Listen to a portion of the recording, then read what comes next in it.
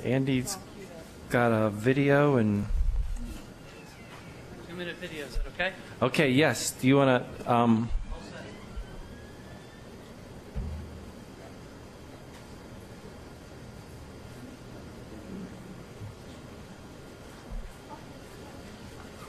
Now, the whole process in the MSTU was we accumulated, not only in Ranchettes, but a whole other lot of neighborhoods around the county, a bunch of requests to pave their roads. We accepted petitions that were generated by the neighbors. We accepted them in and said, yes, when we get the money, we will go pave your road.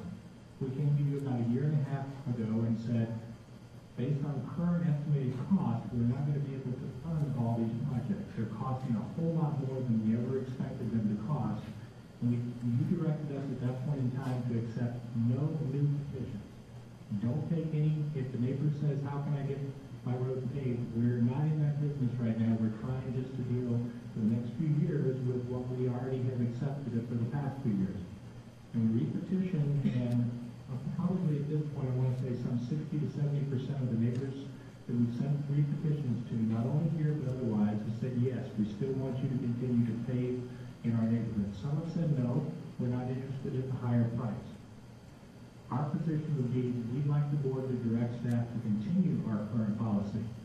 Let us see if we're going to have enough money to handle all the requests that we've already received and not add a road like Fargo in. Because we've said no to a bunch of others over the last year and a half when people have called and said, you know, how can I get mine? And we've said, county policy is to not accept any more petitions at this point in time.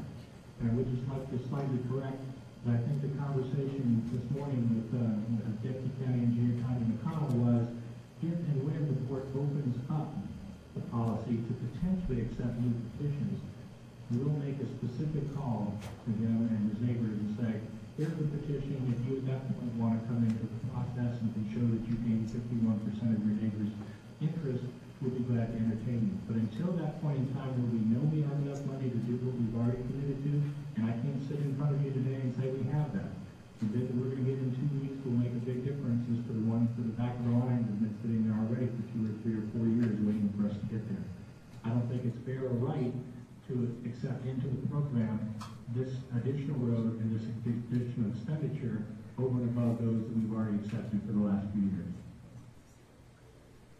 So now I have one question.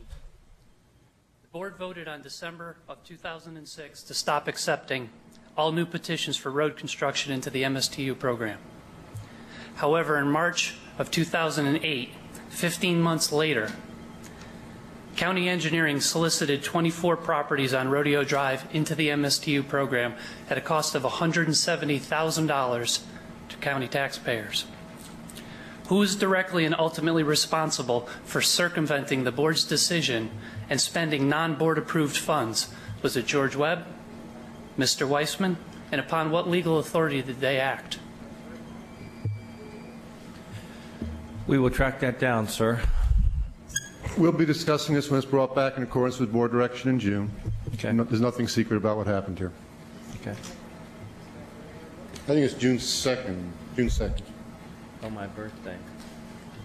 That's your birthday? Yes. Yeah. Steve? If Mr. Shaw is going to torture us with George Webb videos, maybe we should just give him everything. But we'll take this up. Is that correct? When was it, June? June 2nd. June 2nd. Okay. Okay. Okay, Sharon, wait. Mr. Chair. I'm Shelley. I'm sorry. I just have a question about, you know, because I spoke with Mr. Scheller yesterday, and he brought me the little book that I guess everybody has. Are we going to be able to ask you some of the questions? Are we going to? You want us to do that ahead of time? Because I have, you know, more questions. The more I know about this, the more questions I begin to have about. And then I saw some pictures that, you know, are easier for me to understand of like concrete that was going to go in the road and that the road's already been prepared, and then it has the levels, and I'm just wondering why we don't put this thing to sleep at some point right now. It's a money issue. It's as convoluted a history as you can have. There are issues of why things were done. There's history why it was done a certain way. Mistakes have been made as well. but it's also just an unusual circumstance in the neighborhood which has contributed greatly to the situation. And we can go through everything Okay. again June 2nd. I just think that, the more we put this off, and when was the first time you came? Because I wasn't here then. It started in March when I first received the letter that I was referencing that I gave to the board. It then continued in April when I started seeing Commissioner Santamaria out at his Wellington get-together once a month. I started with the staff, both Tanya McConnell and George Webb, in March. This clip shows the January 3rd of last year. So to find the start, 14 months ago, go backwards into 2004, 2005 with the previous commissioner of our district. How far would you like to go back? It's years. Commissioner, in spring 2008, the board put this to bed and said no. So no was said. Who and only spent the because, money, sir? And only because George was listening to where the board was trying to help did he start to go along and talk about trying to do this again, and that's why we're sitting here to talk about it again. But there's a lot of history to talk about. We'll air it all out on June 2nd again. You're going to tell us who spent the money, who authorized the $170,000 15 months after the program This was is not closed. going to help you get what you're looking for, frankly, so I don't know, you can... Andrew? Yeah, absolutely. Andrew, thank you. Mr. Chairman. Absolutely. Yes, Commissioner Marcus. Sort of along the lines of Commissioner Vanna and I think Commissioner Abrams is are you going to be able to come to us and tell us if it's strictly a money issue, how much and how we can do it? Would there be how to do it scenarios and what Yes. we have to do to get it done? Yes. Because we have the ability to do it. You do have the ability to do it. It's a question of how much you're assessing the property owners, which property owners you're going to assess. There's another street that's involved here besides Fargo that I feel is more entitled to consideration than Fargo is. But there's that whole issue of giving back some of the money to some folks that we don't have to do, which would help contribute towards finishing off this area. In certain limited circumstances, but the county attorney has just ruled that that money cannot entirely be used for this purpose. Right, but the money was going to be given back to The other- residents in that right, current lower their assessment. amount, right. Okay. Yes.